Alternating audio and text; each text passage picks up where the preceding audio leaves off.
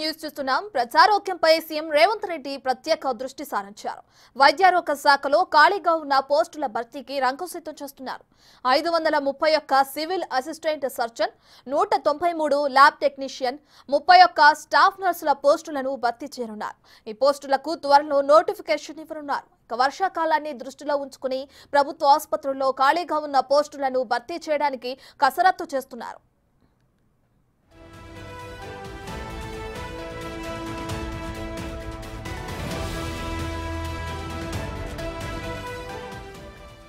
ఇదే అంశానికి సంబంధించి మరింత సమాచారాన్ని మా డిప్యూటీ బ్యూరో చీఫ్ సాదిక్ అందిస్తారు. రైట్ సాదిక్, ప్రభుత్వ ఆసుపత్రుల్లో ఖాళీగా ఉన్న పోస్టులను భర్తీ చేయడానికి అటు సీఎం రేవంత్ రెడ్డి ప్రత్యేక దృష్టి సారించడం కూడా మనం చూస్తున్నాం. రైట్, దీనికి సంబంధించిన డీటెయిల్స్ ఏ విధంగా ఉన్నాయి సాదిక్?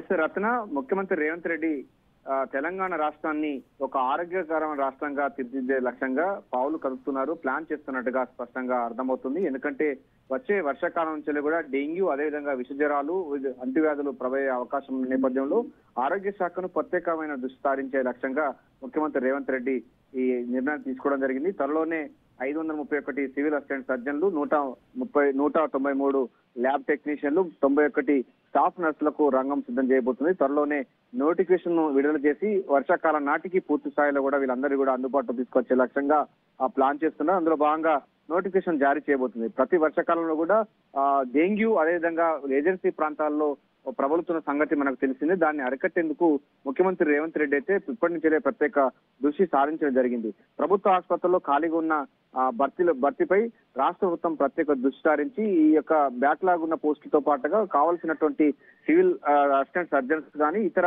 ల్యాబ్ టెక్నీషియన్ కానీ, స్టాఫ్ నర్సులు కూడా రిక్రూట్ చేసుకోవాలని కూడా ప్రభుత్వం భావిస్తుంది. ముఖ్యమంత్రి రేవంత్ రెడ్డి కూడా సివిల్ అసిస్టెంట్ సర్జన్లు, ల్యాబ్ టెక్నీషియన్లు, స్టాఫ్ నర్సులు ఖాళీగా ఉన్న భర్తీని వెంటనే విడుదల చేయాలని కూడా అది రాష్ట్ర వ్యాప్తంగా ప్రాథమిక ఆరోగ్య కేంద్రాలకు సంబంధించినటువంటి వాటిపైన కూడా దృష్టి సారించాలి.